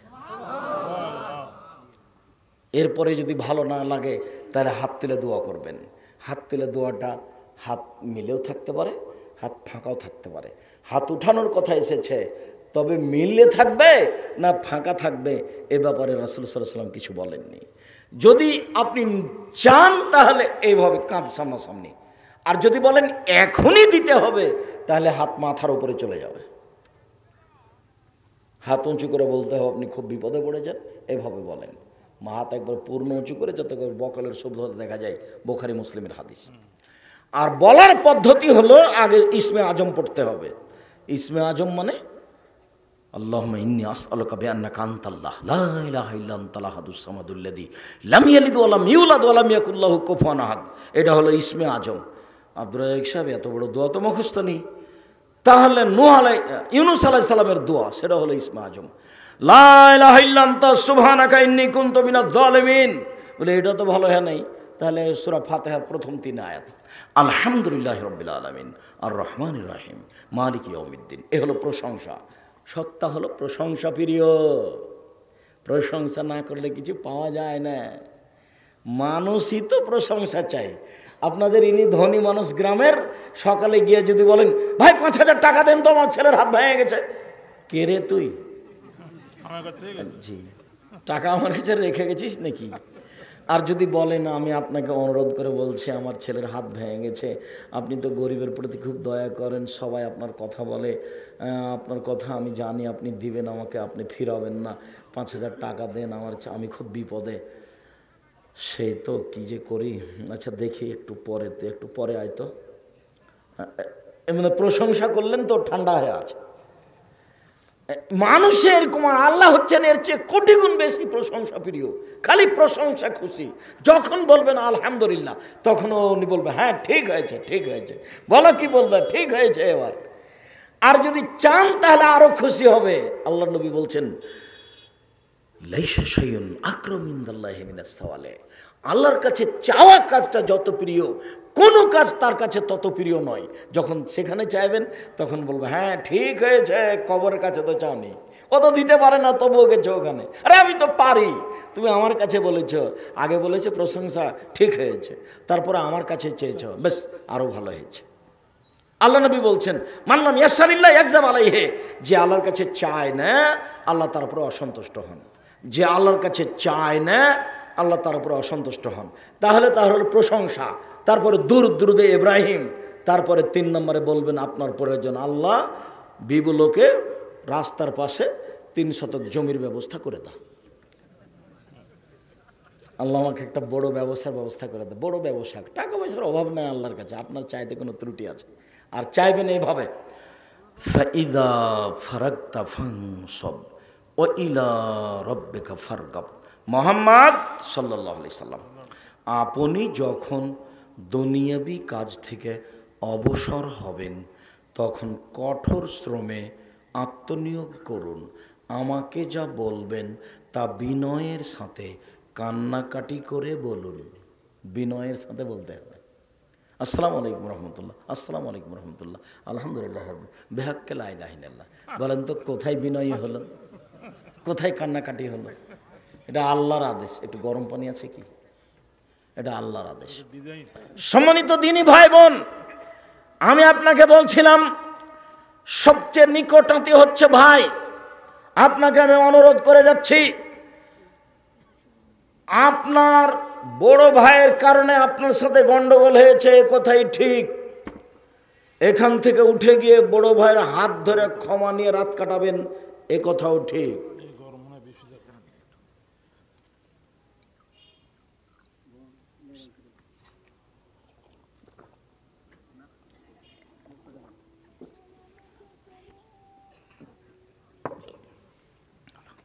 এই ছেলে, তোমার মা হলো যাও, বুঝেন আপনারা, যাও মানে দুই ভাইয়ের দুই বউ, ওরা আপোষে যায় কথা। তো তোমার মা হলো তোমার জ্যাঠানির ছোট, আর তোমার চাচি হলো বড়। তো ঘটনা গন্ডগোল কিন্তু তোমার চাচির কারণেই হয়েছে, তোমার জ্যাঠর স্ত্রীর কারণেই হয়েছে, তাকে যাকে তুমি বড় মা বলো, তো ওর কারণে ঘটনা ঘটেছে। কিন্তু আব্দুর রাজ্জাক সাহেবের বক্তব্য শোনার পরে আজকে তোমার মায়ের উচিত, তোমার মা ছোট, তোমার মা গিয়ে তার বাড়িতে গিয়ে তার হাত ধরে ক্ষমা নিয়ে বলবে, বুবু আপা যা হয়েছে হয়েছে, আমাকে মাফ করেন, আমরা দুই বোন হয়ে থাকবো ইনশাআল্লাহ। এটা জরুরি। একদিন কথা বলা বন্ধ করে সময় কাটাবেন তো ইবাদত তো কবুল হবে না। আব্দুর রাজ্জাক সাহেব, আপনারা যে কথা বলেন না মনে হয় এমনটা, আপনাদেরকে এমন দেখতে পাই বলে, হতেও পারে, তবে আমি চেষ্টা করি, আমি সব সময় প্রস্তুত আছি। আর আমাকে যদি কেউ মুচি দিয়ে ডাকে আমি চলে যাব, আমাকে ব্যক্তি দিয়ে ডাকতে হবে না। আব্দুর রাজ্জাক সাহেব, আপনাকে বক্তব্য দেওয়ার জন্য বছর বছর ডাকি পাওয়া যায় না, পাওয়া যাবে না কেন? বগুড়ার যদি মেথর, বগুড়ার যদি কোনো ডোম চামার আমাকে বক্তব্য দেওয়ার জন্য ডাকে, আমি সেখানে চলে যাব যদি আমার সময়ের পরিবেশ অনুকূলে থাকে। আমি আমার নিজের ব্যক্তি হিসেবে ব্যক্তিত্ব দিয়ে 1 মিনিট বাঁচতে রাজি নই। আমি নিজের ব্যক্তিত্ব দিয়ে 1 মিনিট আমি বাঁচতে রাজি নই। লৌকিকতা দিয়ে আমি 1 মিনিট বাঁচতে রাজি নই। একেবারেই সহজ সরল স্বাভাবিকভাবে যে কোনো সময়ে মানুষের পাশে দাঁড়িয়ে দুনিয়া থেকে যেতে প্রস্তুত, এটাই আমার দাবি। আমি মাস্ক দিয়ে ভাগ্য বাড়াতে রাজি হইনি কোনো দিন। আমি 3 ফুট পর পর দাঁড়িয়ে 2020 সালের করোনা ভাইরাস থেকে বাঁচব, এইটা আমি কোনো দিন প্রয়োজন মনে করিনি। যখন করোনা ভাইরাস দেখা দিয়েছিল তখন আমি বলেছিলাম, যদি কারো করোনা হয় তাহলে আমি তার সাথে একসাথে খেতে প্রস্তুত। যদি কেউ করোনায় মারা যায় তাহলে আমি তাকে গোসল দিব, কাফন দিব, দাফন দিব, জানাজা করব, সব করব। এতে যদি আমারও করোনা হয় তাহলে আমি বলবো না এর কারণে হয়েছে, আমি বলবো পৃথিবীর সৃষ্টির 50,000 বছর পূর্বে আমার ভাগ্য লেখা হয়েছিল, সেখানে লেখা হয়েছিল আমি করোনায় মারা যাব, সেই জন্য আমাকে করোনা ধরেছে, আমি এটা বলবো। ওর গায়ের উপরে যদি পড়ে থাকে আমি, তারপরে যদি করোনা হয় তবু আমি বলবো না যে এর কারণে হয়েছে। আমি এই কথা বলে শিরক করে মরতে রাজি নই। আমি তো জানি সব কিছু লেখা হয়েছে পৃথিবী সৃষ্টির 50,000 বছর পূর্বে, যেদিন পৃথিবী সৃষ্টি হয়নি। আর আমি বলেছি আজ থেকে নিয়ে কিয়ামত পর্যন্ত যদি কাবা ঘরে আর কোনো দিন মানুষ পাশাপাশি না দাঁড়ায় তবুও 3 ফুট পর পর দাঁড়ানো বৈধ হবে না। বৈধ করতে হলে মুহাম্মদ সাল্লাল্লাহু আলাইহি সাল্লামকে আবার পৃথিবীতে আসতে হবে এবং ঘোষণা দিতে হবে, পৃথিবীর মানুষ মনে রাখো, আমি মুহাম্মদ সাল্লাল্লাহু আলাইহি সাল্লাম বলেছিলাম তোমরা পাশাপাশি প্রাচীরের মতো দাঁড়াও। আমি বলেছিলাম মান সাদ্দা ফুরজাতান বানাল্লাহু লাহু বাইতান ফিল জান্নাহ, কে যদি দুইজনের ফাঁকা বন্ধ করে আল্লাহ তার জন্য জান্নাতে ঘর বানাবেন। আমি বলেছিলাম পৃথিবীর মানুষ তোমরা সালাতে যখন দাঁড়াবা নামাজে তখন প্রাচীরের মতো হয়ে দাঁড়াও, ফাঁকা বন্ধ করো। ওই যে আমি দেখতে পাচ্ছি শয়তান ফাঁকা দিয়ে ঢুকছে ছাগলের বাচ্চার মতো হয়ে, আমি এইভাবে ঘোষণা দিয়েছিলাম। আমি এখন বলছি তোমরা 3 ফুট পর পর দাঁড়াও। যেহেতু মুহাম্মদ সাল্লাল্লাহু আলাইহি সাল্লাম আর কোনোদিন আসবেন না কিয়ামত পর্যন্ত, কাজে এই সিদ্ধান্ত পরিবর্তনও হবে না। আমি বুঝলাম না, হুজুরের সুলিও হয়নি, হুজুরের ফাঁসিও হয়নি, রাতে রাতে সিদ্ধান্ত পরিবর্তন হয়ে গেল, সব মসজিদে 3 ফুট পর পর হলো, এটা আমার বোঝে আসলো না। জামিয়া সালাফিয়া ডাঙ্গিপাড়া পবা রাজশাহী, রূপগঞ্জ নারায়ণগঞ্জ ঢাকা, জামিয়া সালাফিয়া তেঘরা বিরল দিনাজপুর, জামিয়া সালাফিয়া 6 মাইল বাবুগঞ্জ বরিশাল, এসব প্রতিষ্ঠান আমি এমন কিছু দেখিনি। এই সময় আমি দুবাই ওমানে ছিলাম, তখন আমি বলছিলাম যে আমার সাথে মসজিদে ঢুকতো, আমি বলতাম আমার পাশে পায়ে পা লাগিয়ে দাঁড়াও তো দেখি কি হয়। আরে সুলিও হবে না, ফাঁসিও হবে না, জরিমানা লাগতে পারে। চিন্তা করছো কেন, কয় টাকা জরিমানা লাগবে, চলো দেখি, পাশে পাশে দাঁড়াও তো। তো কোনোদিন জরিমানার কথা বুঝতে পারিনি। তো যখন আমি ভাবছিলাম বিমানবন্দরে গেলে মনে হয় যখন ইমিগ্রেশন চলবে তখন হয়তো আটকা যাবো, এমনটা হতে পারে, এরকম ভাবছিলাম। ভাবতে ভাবতে পার হয়ে চলে আসলাম, কোথাও আটকা পড়লাম না, আল্লাহই ভালো জানে কি। সম্মানিত দিনী ভাই বোন, রাসূল সাল্লাল্লাহু আলাইহি সাল্লাম নীতিকে ভালোবাসেন, পথ সহজ হবে ইনশাআল্লাহ। বলছিলাম অল দারিল কুরবা ওয়াল জারিল জুনুব অবিদিল কুরবা ওয়াল ইয়াতামা, এতিমদের সাথে ভালো আচরণ করো, একটা বিশাল পয়েন্ট। সাহাল ইবনে সাদ রাদিয়াল্লাহু তাআলা আনহু বলেন, রাসূল সাল্লাল্লাহু আলাইহি সাল্লাম বলেছেন, আনা কাফিরুল ইয়াতিম ফিল জান্নাহ হাকাজা, যে এতিমের দেখাশোনা করবে সে আর আমি জান্নাতে এভাবে থাকব। ও আশারাবে সাবাবেহি অল উস্তা, তর্জনী এবং মধ্যমা, এই দুইটি আঙ্গুলকে দেখালেন ইশা করে, দেখো এই দুইটি যেমন পাশাপাশি, এতিমের যে লালন পালন করবে সে আর আমি জান্নাতে এভাবে থাকব। এক মিনিট, এই ছেলে ব্যস্ত হয় না, আমি নিজে তোমার চেয়ে বেশি ক্লান্ত, কোনো প্রয়োজন আমাকে দেখায় না দয়া করে। তখন একটু দুই আঙ্গুলের মধ্যে ফাঁকা রেখেছিলেন। আবার বলছেন এই কথাটা, আরেকটা কথা একটু ভালো করে খেয়াল করেন, মানে আলা জারিয়াতাইনে, কেউ যদি দুইটা মেয়ের লালন পালন করে, দুইটা বেটি দুইটা মেয়ের লালন পালন করবে, পড়াবে, দেখাশোনা করবে, হেফাজতে রাখবে, বিবাহ দিয়ে দিবে, এইটা যদি বাপ হিসেবে দায়িত্ব পালন করে, সেই বাপ আর আমি জান্নাতে এভাবে থাকব। তখন তিনি এই আঙ্গুল দুটি দেখালেন, কিন্তু আঙ্গুল দুটি জমা করে রাখলেন, মানে এতিমের লালন পালন করার চেয়ে বেশি দামি মেয়ের লালন পালন। বুঝাতে পারিনি কথা মনে হয় নাকি? এতিমের লালন পালনের চেয়ে মেয়ের লালন পালন খুব বেশি দামি ব্যাপার, বেশি গুরুত্ব রাখা। আল্লাহ রাসূল বলছেন, কেউ যদি মেয়ের লালন পালন করে তাহলে বাপ আর মেয়ে দুইজনের মাঝে এরকম একটা আট থাকবে। মেয়ে জাহান্নাম আর বাপের মাঝে একটা আট থাকবে, মেয়ে মেয়ে মধ্যে আছে, ওদিক আছে জাহান্নাম আর এদিক আছে বাপ। এই বাপ জাহান্নামে যেতে পাবে না, মধ্য অন্তরাল হয়ে আছে কে বলেন তো? মেয়ে। মেয়ে বলছে আমার বাপকে আগে জান্নাতে দিতে হবে, তারপরে কোনো কথা। মেয়ের লালন পালন ভিন্ন। 10টা ছেলেকে মাস্টার ডিগ্রি পাস করালে আপনার 1 পয়সা উপকার হবে, এ কথা মুহাম্মদ সাল্লাল্লাহু আলাইহি ওয়াসাল্লাম বলেননি। তো বাপে বেটাকে পড়াবে কেন? জন্ম দিয়েছে এই জন্য। সব অন্যায়ের অপরাধের খেসারত বাপকে দিতে হবে। আল্লাহ রাসূল বলছেন, মান ওয়ালাদাল্লাহু ওয়ালাদুন ফালহিসান ইসমাহু, ছেলে মেয়ে জন্ম নিলে সুন্দর নাম রাখতে হবে। ফাইজা বালাগা ফালুজা বেজহু, ছেলে মেয়ে বড় হলে বিবাহ দিয়ে দিতে হবে। ফাইজা বালাগা, ছেলে মেয়ে যখন বড় হয়ে যাবে, অলামিজা বেজহু, বাপ তার বিবাহ দিবে না। ফাইনা সাবা ইসমান, ছেলে মেয়ে যদি কোনো পাপ করে, ফাইনামা ইসমাল আবিহে, সেই পাপ তার বাপের হবে। আমি অনুবাদক, আরবি মুহাম্মদ সাল্লাল্লাহু আলাইহি ওয়াসাল্লাম তার মুখ দিয়ে বলেছেন, আমি সেগুলো আপনাকে আরবি করে শোনালাম। এদেশে একটা বই পাওয়া যায় উপদেশ, দেখেন লেখা আছে। এদেশে একটা বই পাওয়া যায় আদর্শ পরিবার, আপনার জন্য লিখেছিলাম। আপনি কেন অনীহা করে চলেন সেটা আমি বলতে পারি না।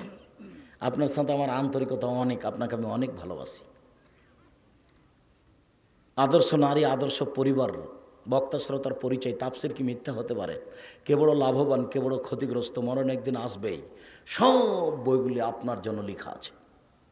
আমি মুকশিদুল মুমিনিন বই লিখিনি, বইয়ের শুরু থেকে না শেষ পর্যন্ত। একটা কাপড় দেন তো আম্মা, টাকা দিয়ে পাঠাচ্ছি। তখন মায়ে বলছে, ছি ছি ছি করেছিস কি? ও খালি দিন রাত তোকে বদনাম করে, ওখানে যেন টাকা দিস না আম্মা, ওখানে দিতে হবে। চাঁপাই নবাবগঞ্জে বলে, শত্রুকে বড় পিঠে বসতে দিতে হয়। শত্রুকে বড় পিঠে বসতে দিতে হয়। আম্মা আপনি ওকে দেন তো কাপড়টা, যতই খারাপ লাগুক। ও হলো মিসকিন। বলেন তো মিসকিন কে? চাইতেও পারে না, সংসারও চলে না, এ হলো মিসকিন। ফকির কে? যে হাত পেতে বেড়ায়, সে হলো ফকির। দুটো শব্দ কোরআন মাজিদে আছে। আল্লাহ রাসূল বলছেন, মিসকিনকে তোমরা খেতে দাও। যদি মিসকিনকে খেতে দেন, একসাথে 3 নেকি হবে। 1, আল্লাহর পথে যুদ্ধ করলে যত নেকি হয়। 2, নিয়মিত তাহাজ্জুদ পড়লে যত নেকি হয়। 3, নিয়মিত নফল রোজা থাকলে যত নেকি হয়। তিনটা মিলে যত নেকি হয়, ফকির মিসকিনকে খেতে দিলে তত নেকি হয়। বুখারী মুসলিমের হাদিস। রাসূল সাল্লাল্লাহু আলাইহি সাল্লামকে জিজ্ঞাসা করা হলো, আইউল ইসলামে খায়র, আল্লাহ নবী মানুষের জীবনে সবচেয়ে ভালো কাজ কি? মানুষ তো অনেক কাজ করে, সালাত আদায় করে, সিয়াম পালন করে, তো মানুষের জীবনে সবচেয়ে ভালো কাজ কি? তখন আল্লাহ রাসূল বললেন, তুতিমুত-তাওমা তাকরাউস সালাম আলা মান আরাফতা ওয়া মান লাম তারিফ। তুমি যাকে চিনো তাকেও খেতে দিবা, তুমি দুস্থ গরিব ফকির মিসকিনকে খেতে দিবা, এটাই হলো তোমার জীবনের সবচেয়ে ভালো কাজ। দুস্থ গরিব ফকির মিসকিনকে খেতে দিবা, এটাই হলো তোমার জীবনের সবচেয়ে ভালো কাজ। আপনি মনে রাখবেন, নামাজ পড়ে জান্নাত পাওয়া যায়, জান্নাত কিনা যায় না। হজ করে জান্নাত পাওয়া যায়, জান্নাত কিনা যায় না। সিয়াম পালন রোজা থেকে জান্নাত পাওয়া যায়, জান্নাত কিনা যায় না। তাসবিহ তাহলিল জিকির আজকার করে জান্নাত পাওয়া যায়, জান্নাত কিনা যায় না। দান করে জান্নাত কিনা যায়, যা দান করে জান্নাত কিনা যায়। আল্লাহ বলছেন, পৃথিবীর মুসলিম পুরুষ নারী শুনে রেখো, আমি তোমাদের জান এবং মালের বিনিময়ে জান্নাত তোমাদের কাছে বিক্রি করে দিলাম। তোমরা জান্নাত কিনে নাও। টাকা দিয়ে জান্নাত কিনে নেওয়া যায়, সেটা হলো দান। এরপরে রাসূল আল্লাহ তাআলা বলেন, অবেদিল কুরবা ওয়াল ইয়াতামা ওয়াল মাসাকিন ওয়াল জারিদিল কুরবা, নিকট প্রতিবেশী, দূর প্রতিবেশী, এদের সাথে ভালো আচরণ করো, জান্নাত হবে। প্রতিবেশীর সাথে টিকা খুব কঠিন। রাসূল সাল্লাল্লাহু আলাইহি সাল্লাম বলছেন, যে ব্যক্তি আল্লাহকে বিশ্বাস করে, পরকালকে বিশ্বাস করে, সে যেন প্রতিবেশীকে কষ্ট না দেয়। রাসূল সাল্লাল্লাহু আলাইহি সাল্লাম বলছেন, আল্লাহর কসম ও মোমেন নয়, আল্লাহর কসম ও মোমেন নয়, আল্লাহর কসম ও মোমেন নয়। সাহাবীগণ বললেন, কে মোমেন নয়? আল্লাহ নবী বললেন, মাল্লা ইয়ামান জারুহু বাওয়াইকাহু, যে তার প্রতিবেশীকে কষ্ট দেয় সে মোমেন নয়। রাসূল সাল্লাল্লাহু আলাইহি সাল্লাম বললেন, লা ইয়াদখুলুল জান্নাতা মান লা ইয়ামান জারুহু বাওয়াইকাহু, যে তার প্রতিবেশীকে কষ্ট দেয় সে জান্নাতে যাবে না। রাসূল সাল্লাল্লাহু আলাইহি সাল্লাম বললেন, আউয়ালু খাসমানি ইয়াউমাল কিয়ামাত জারাইন, বিচারের মাঠে দুইজন প্রতিবেশীর বিচার সর্বপ্রথমে হবে। আব্দুর রাজ্জাক সাহেব থামেন থামেন থামেন, আব্দুর রাজ্জাক সাহেব থামেন। আপনি বলেছেন নামাজের বিচার প্রথমে হবে। বিচারের মাঠে কিসের বিচার প্রথমে হবে? সলাতের, নামাজের। আজকে যে বলছেন দুই প্রতিবেশীর, আল্লাহর হকে প্রথম বিচার হবে সলাতের, আর মানুষের হকে প্রথম বিচার হবে দুই প্রতিবেশীর। এই ছেলে, তুমি আমাকে প্রয়োজন দেখায় না, আমরা খুব তাড়াতাড়ি আলোচনা শেষ করব ইনশাআল্লাহ। সম্মানিত দিনী ভাই বোন, একবার আল্লাহর নবী বলেছেন সলাতের বিচার প্রথমে হবে, আর একবার বলেছেন দুই প্রতিবেশীর বিচার প্রথমে হবে। তাহলে আপনি এখন কিভাবে বুঝতে পারবেন এই আলোচনা? আল্লাহর হক হলো হজ করা, সলাত আদায় করা, সিয়াম পালন করা, দান খায়রাত করা, যার নামে ইবাদত। তো আল্লাহর হকে প্রথম বিচার হবে নামাজের। মানুষের হক হলো জানাজায় যাওয়া, মানুষের হক হলো মানুষ দাওয়াত দিলে খেতে যাওয়া, মানুষের হক হলো প্রতিবেশীর খবর রাখা, মানুষের হক হলো প্রতিবেশীর সাথে ভালো আচরণ করা। তো মানুষের হকে প্রথম বিচার কার হবে? প্রতিবেশীর। বুঝা গেল না? আরো কথা আছে এখানে জরুরি। রাসূল সাল্লাল্লাহু আলাইহি ওয়াসাল্লাম বলছেন, আর বললি সাদা, চারটা জিনিস আছে যার সুখময় জীবন তার, চারটা জিনিস আছে যার সুখময় জীবন তার, চারটা জিনিস আছে যার সুখময় জীবন তার। এক, আলমারাতু সলেহা, ভালো স্ত্রী। দুই, আল জারুস সলেহ, ভালো প্রতিবেশী। তিন, আল মারকাবুল হানি, একটা ভালো গাড়ি, চাকা নষ্ট হয় না। চার, আল বাইতুল ওয়াসে, প্রশস্ত ঘর। অন্তত মেহমান যে ঘরে বসবে সেই ঘরকে প্রশস্ত হতে হবে। চারটে জিনিস। দেখি আপনি সিরিয়াল বলতে পারেন কিনা। মানুষের সুখময় জীবনের জন্য কয়টা জিনিস লাগে? চারটে। এক,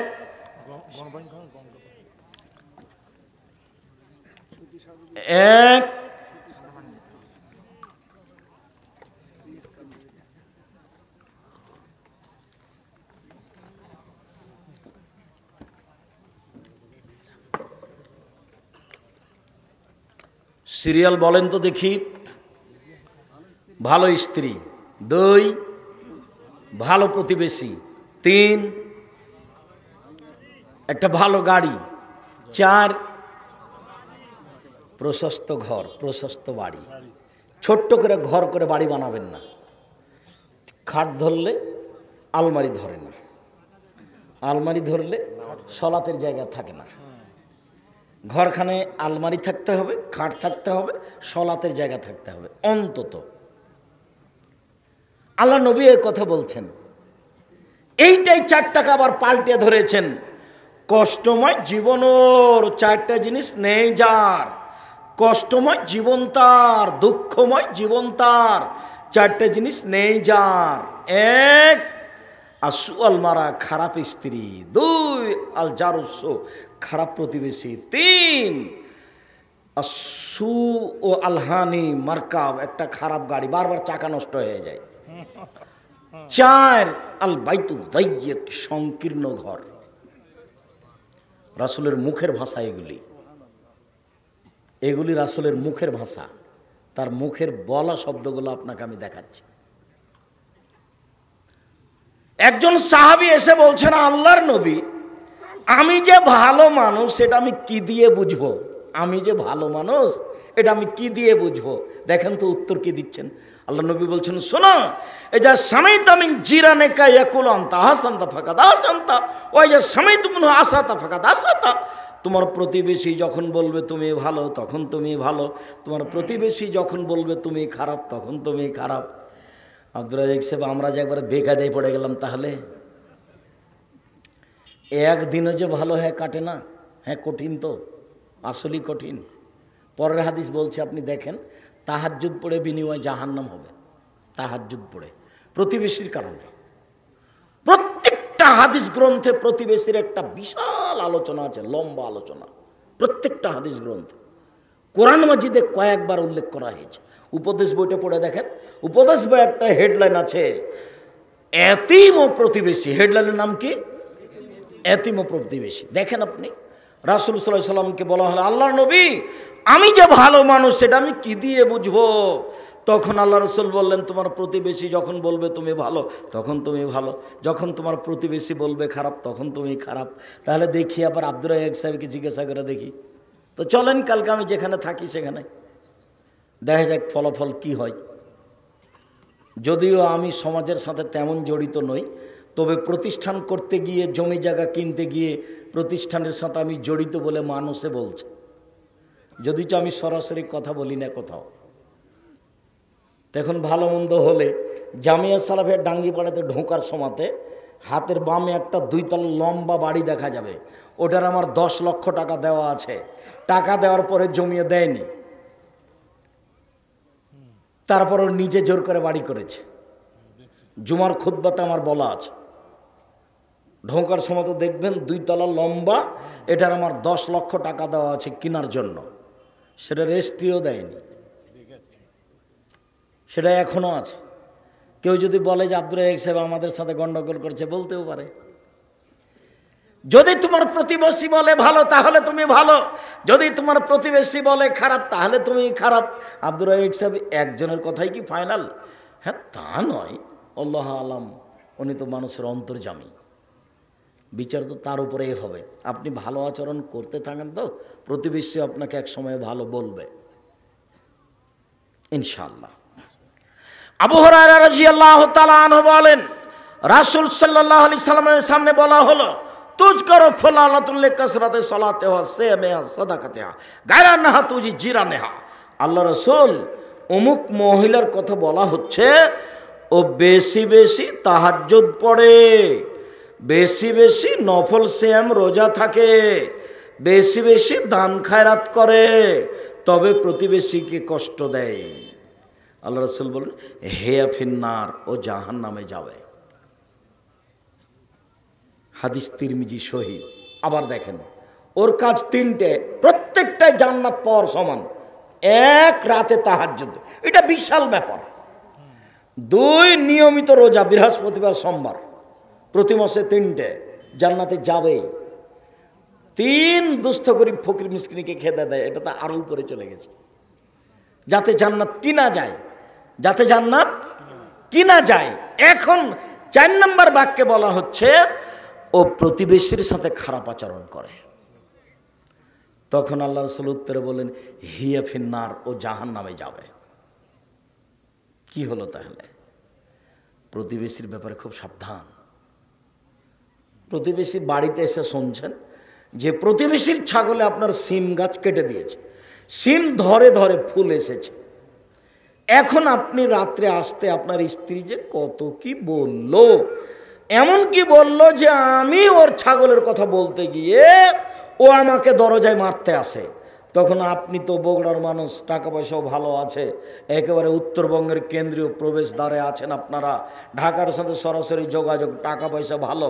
এখন আপনি বলছেন এই কে রে, চল তো ওর নামে মামলা দেয়, ওকে জেলে ঢোকে আগে। এইটা কি করবেন? না, আগে তার বাসায় গিয়ে বলবেন ভাইজান আপনার ছাগলে আমার সিম গাছ খাওয়াই, আমার মনে হচ্ছে আমার স্ত্রী আপনাকে কিছু বলেছে, আপনি মাপ করেন, আমি মাপ চাইতে এসেছি। পারবেন বলতে?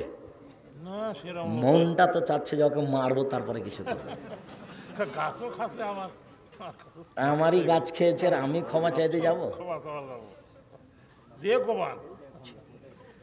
রাসূল সাল্লাল্লাহু আলাইহি সাল্লাম বলেন লাইসাল মুকালাবাল লাইসা বিতাওয়াসুল, পরস্পরে ভালোবাসা দেখাতে হবে, তার নাম ভালোবাসা নয়। এই যা কতিয়াত ওসালাহু, প্রতিবেশী যত ভালোবাসা কেটে দিবে তত গড়াতে হবে, তার নাম ভালোবাসা।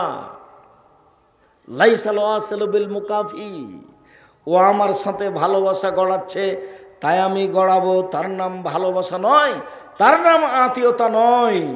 ও আমার সাথে আত্মীয়তা সম্পর্ক ছিন্ন করেছে, আমি তার সাথে গড়াবো, এর নাম আত্মীয়তা।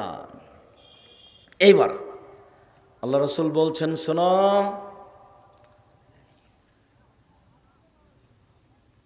আল ওয়াসালো আত্মীয়তা আয়ার রহমানো মিন্নি, সদাচরণ আত্মীয়তা ভালো আচরণ আমার থেকে নির্গত হয়েছে, মানে ওর নাম রহমান।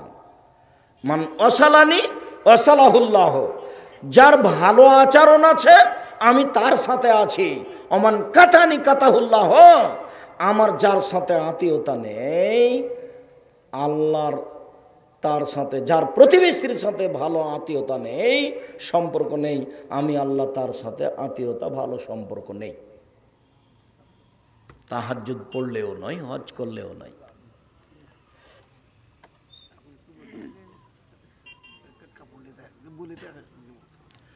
শুকরিয়া, জাযাকুমুল্লাহ খায়ের। দিনী ভাই বোন, আমি আপনাদের অনুরোধ জানাচ্ছিলাম, এমনি আমাদের ছেলেরা আপনাদের কাছে যাবে, যার যতটুকু সম্ভব আপনারা সহযোগিতা করবেন।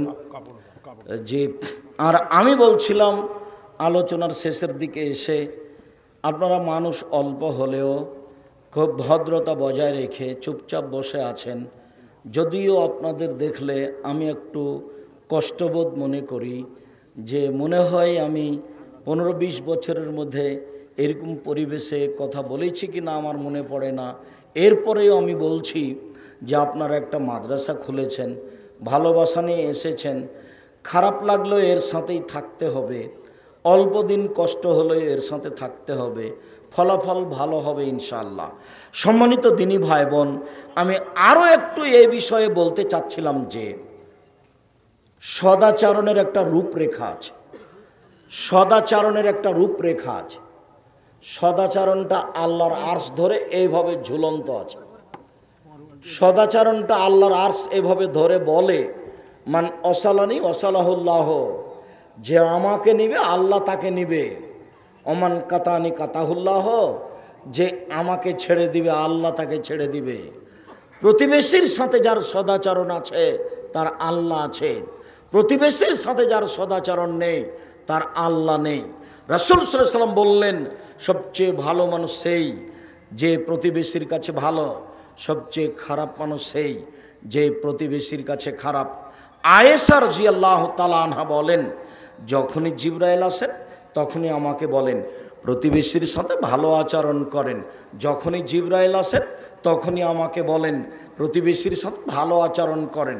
বলতে বলতে এমন মনে হলো যে জিবরাইল কখন আমাকে বলবেন যে প্রতিবেশীকে জমির অংশ দিতে হবে। ভাবে মনে হচ্ছে প্রতিবেশীকে জমির ভাগ দিতে হবে। এমন পর্যায়ে চলে গেলেন জিবরাইল। সম্মানিত দিনী ভাই বোন, আমরা আপনাদেরকে এই মহিলা মাদ্রাসার কি নামটা, খাদিজা রাদিয়াল্লাহু তাআলা মহিলা মাদ্রাসা ও ইয়াতিমখানার উদ্যোগে এই সম্মেলন। আমি আপনাদেরকে এই খাদিজা মহিলা মাদ্রাসার জন্য আন্তরিকভাবে দোয়া করার ব্যাপারে অনুরোধ জানাচ্ছি। সাথে সাথে 22-23 ডিসেম্বর জামিয়া সালাফিয়া ডাঙ্গিপাড়ায় সালাফি কনফারেন্স, এখানে সবাই মিলে প্রস্তুতি নিয়ে যাওয়ার জন্য অনুরোধ জানাচ্ছি। বাসও যাবে এখান থেকে আমি শুনছি। আপনারা রাসেল বা আরও যারা আছে, আর ওই বই পুস্তক আছে, উপদেশ বই আছে, দোয়ার বই আছে, সব বইগুলি স্টেজে আছে, নিয়ে যাওয়ার চেষ্টা করবেন। আমি আপনাদের করি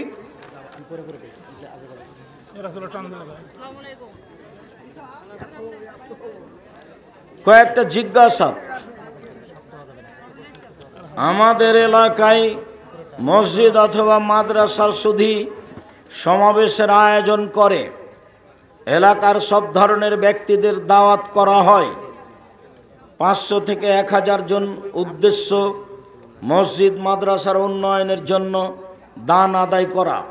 উল্লেখোক্ত অনুষ্ঠানের যাবতীয় খরচ দানকৃত টাকা থেকে পরিশোধ করার পর অবশিষ্ট টাকা মসজিদ মাদ্রাসার তহবিল দেওয়া হয়।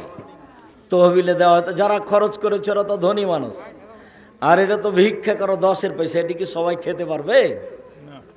এটা তো সবার জন্য খাওয়া হারাম, শুধু এতিম পারবে। তো যারা এখানে খেয়ে গেল তারা কি এতিম?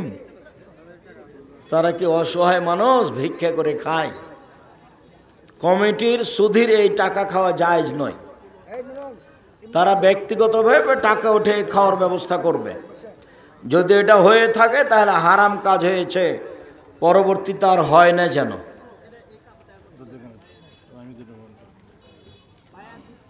জেরা মসজিদ কাকে বলে? জেরা মসজিদে জুমার সালাত হবে কি? জেরার মসজিদ কি বলা হয়? যেটা আর একটার ক্ষতি করার জন্য তৈরি করা হয়, হিংসা করে বিরোধিতা করে তৈরি করা হয়। আপোষে এক পাড়ায় এক গ্রামে একাধিক মসজিদ থাকতে পারে। গন্ডগোল করে বিরোধিতা করে মারামারি করে একটা মসজিদের পাশে আর একটা মসজিদ তৈরি করলে তাকে জেরার মসজিদ বলে। ওই মসজিদে সলাত হবে না, ওই মসজিদে দান করা যাবে না, ওই মসজিদ ভেঙে ফেলতে হবে। মসজিদ কারো ব্যক্তিগত জিনিস নয়। মসজিদ হচ্ছে আল্লাহর ঘর, আল্লাহকে সন্তুষ্ট করার জন্যই করতে হবে, অন্যথায় বিনিময় জাহান্নাম হবে। সাবধান থাকতে হবে। জেরার মসজিদ বলা হয় সেই মসজিদকে যেই মসজিদ হিংসা বিদ্বেষ মারামারিকে সামনে রেখে গণ্ডগোল করে আগের মসজিদের ক্ষতি করার উদ্দেশ্যে আর একটা মসজিদ তৈরি করে, সেটাই হলো জেরার মসজিদ, যেটা কোরআন মাজিদে উল্লেখ হয়েছে। জেরার মসজিদে সালাত আদায় করা যাবে না, জেরার মসজিদে দান করা যাবে না, জেরার মসজিদ ভেঙে ফেলতে হবে। শিরক করেছি, এখন উপায় কি? বিচারের মাঠে ক্ষমা হবে না, এখন হবে। এখন বলতে হবে আল্লাহ আর কবরের কাছে যাব না, পীরের কাছে যাব না, ভুল হয়েছে মাফ কর, আস্তাগফিরুল্লাহ বলেই সব ক্ষমা হয়ে যাবে। তোবা করতে হবে। চুন খাওয়া কি হারাম? চুন হারাম নয়, জর্দা হারাম। আমি একটি প্রতিষ্ঠানে চাকরি করি। উক্ত প্রতিষ্ঠানে অনেক মেয়ে আছে। আমি তাদের সাথে কথা বলি, তারা আমার সাথে অকারণে কথা বলে, কারণে অকারণে কথা বলে, এতে গুনাহ হবে? অবশ্যই। তুমি ওখানে যাবা কেন? অত অন্তরাল থেকে কথা বলতে হবে। তুমি ওখানে যাবা কেন? ওখানে পড়তে যেতে হবে না, ওখানে প্রাইভেট পড়াতে হবে না। পৃথিবী অনেক বড়, রোজই ওখানে আছে মনে করা ভুল। একজন ইমামকে অধিকাংশ মুসল্লিদের সহি হাদিসের দৃষ্টি থেকে তার উপর অসন্তুষ্ট। যে অধিকাংশ মুসল্লিদের ইচ্ছার বিরুদ্ধে ইমামতি করতে চায়, সেক্ষেত্রে আমাদের করণীয় কি?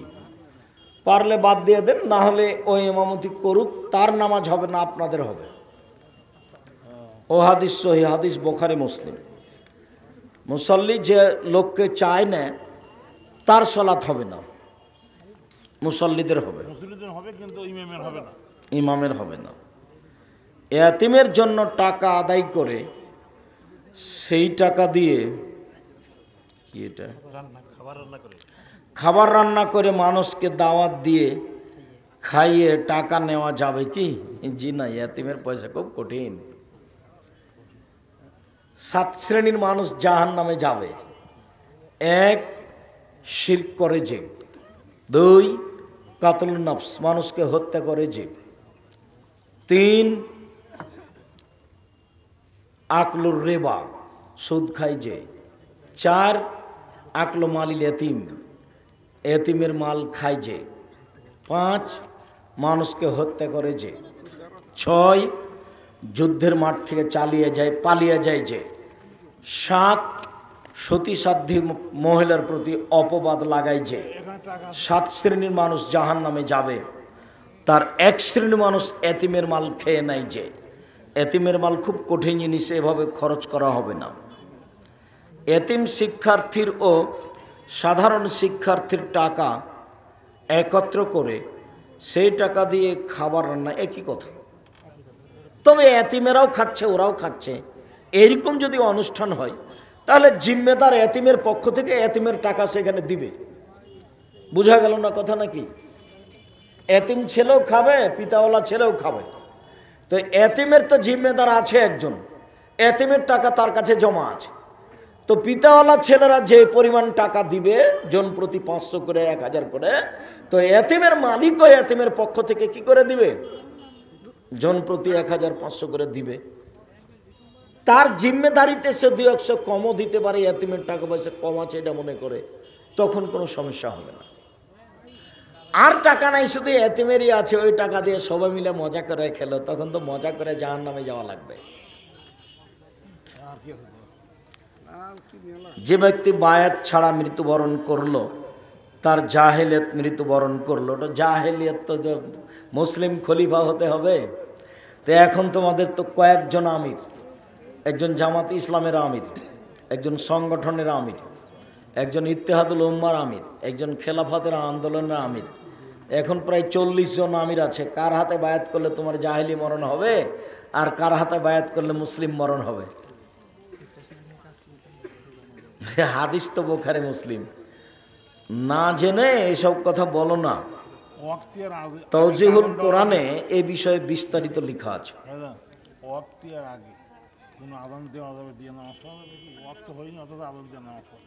ও জিজ্ঞাসা করছেন যে সময়ের আগে আজান দিয়ে সালাত হবে কি? সময়ের আগে আজান দিলে আজান বাতিল হবে, আবার দিতে হবে। সময়ের আগে নামাজ পড়ে নিলে সালাত বাতিল হবে, আবার পড়তে হবে। স্বেচ্ছাসেবী সম্পর্কে কিছু জানতে চাই। স্বেচ্ছাসেবী সম্পর্কে কি জানবেন? আমরা রক্তদানের কাজ করি, করো, ভালো। এখন এতে কোনো স্বার্থ আছে নাকি? না না, কোনো স্বার্থ নেই। স্বার্থ নাই তো করো, ভালো কাজ। মুক্তিযুদ্ধ নর কিন্তু মুক্তিযুদ্ধ নয়, কিন্তু মিথ্যা কাগজ দিয়ে সরকারি বেতন তুলে খায়, সেইটা কি আর জিজ্ঞাসা করা লাগবে? যারা বড় বড় হারামখোর এরা তার মধ্যে। আরো এসব টাকার কত জব আছে, কিয়ামতের মাঠে মরলে বুঝতে পারবে। আমি এইটা বলিনি, আমি বলেছি বাদশাহ শাহজাহান 22,000 লোক দিয়ে 20 বছর কাজ করে 20,000 লোক দিয়ে 24 বছর কাজ করে স্ত্রীর 8 কোটি টাকা, প্রায় 8 কোটি টাকা খরচ করে সেই কালে কবর বানালেন, তার নাম হলো আগ্রার তাজমহল। তো টাকা কি তার বাবার? টাকা দিতে হবে, জবাব দিতে হবে। বিচারে কাঠগড়াতে কারো রেহাই নেই, উমারেরও নেই। আল্লাহ নবী বলেছেন লাদির মায়ু ফলবি, আমি পৃথিবীতে সবচেয়ে দামি মানুষ, আমার চেয়ে সম্মানী মানুষ আল্লাহ সৃষ্টি করেননি। আমি বলতে পারছি না বিচারের মাঠে আমার কি হবে। কাজেই খেলোয়াড়কে 5 তালা করে বাড়ি করে দিলেই হবে? খেলোয়াড়ের মাথায় আছে উপরে ছাতা চুল, আর কত কি তার কোনো হিসাব নেই। টাকা কি কারো বাবার? বিচারের মাঠ আসলে বোঝা যাবে টাকা কার। শুক্রিয়া, জাযাকুমুল্লাহ খাইর। শায়েখ, আমার জীবনে অনেক গীবত পরনিন্দা হয়েছে, এখন সবার কাছে ক্ষমা চাওয়া সম্ভব না। এখন তাদের জন্য দান করলে পাপ ক্ষমা হবে কি? কথা তো খুব জটিল। যারা বদনাম করে তারা জালেম, মানুষের মানের হানি করেছে। যারা মানুষকে অপমান করে তারা জালেম। যারা মানুষকে দলীয় দাপটে জেল হাজতে দিয়েছে তারা জালেম। যারা মানুষের জমি জোর করে দখল করেছে তারা জালেম। যারা রিক্সাওয়ালাকে 1 থাপড় দিয়ে বিদে করে দিয়েছে, ভাড়া দেয়নি, তারাও জালেম। এদের বিচার পরে হবে। যারা ওসর জাকাত দেয়নি তারা ফকিরের হক নষ্ট করেছে, এরা জালেম। শুধুমাত্র জালেমের বিচার পরে হবে। ভালো মানুষের বিচারের সময়সীমা 1 ওয়াক্ত ফরজ সালাত আদায়ের সমান। 1 ওয়াক্ত ফরজ সালাত আদায় করতে মোটামুটি কত সময় লাগতে পারে? 5 মিনিট, 7 মিনিট, 10 মিনিট। একটা ভালো মানুষের বিচারের সময়সীমা হলো 7 থেকে 10 মিনিট। কিন্তু জুলুমের কারণে যদি 1 দিন দেরি হয় তাহলে 50,000 বছর, যদি 3 দিন দেরি হয় তাহলে 1.5 লক্ষ বছর। মানুষের বদনাম করা জুলুম, বিচার দেরিতে হবে। জীবন বাজি রেখে চেষ্টা করে কার কার বদনাম করেছো দেখো, হাত ধরে ক্ষমা নাও। যদি সম্ভব না হয় তাহলে তাদের নামে কিছু দান করো, হতে পারে আশা করা যায় তুমি এই পথে শক্ত হয়ে নেমেছে। এই জন্য যার কারণে আমি উপদেশে 4টা কথা রেখেছি। নসিহাত, বক্তব্য শেষে আমি নসিহাত করেছি 4টা। 1, 5 ওয়াক্ত সালাত, যার সাথে আপোষ নেই। আপোষ মানে কাল থেকে পড়বো, আচ্ছা পড়বো 2 দিন পরে পড়বো, এর নাম আপোষ। যার সাথে কোনো আপোষ নেই। 2, হালাল রুজি, টাকা বেশি ইনকাম করবো এই কথাই ঠিক, তবে হালাল রুজি হতে হবে, উসমানের মতো ধনী হতে হবে। 3, কোরআন তেলাওয়াত করতে হবে, অন্তত সূরা ইখলাস। 24 ঘন্টায় একবার কোরআন মাজিদ পড়ে নিজেকে দেখাতে হবে যে আমি কোরআন মাজিদ পড়ি, অন্তত সূরা ইখলাসই হোক। 4, 2 জন যেখানে বসে আছে সেখানে বসবেন না, যার নাম আড্ডা পিটা, যার নাম বদনাম করা, বদনামে জড়িয়ে পড়া, অযথা গল্পে জড়িয়ে পড়া।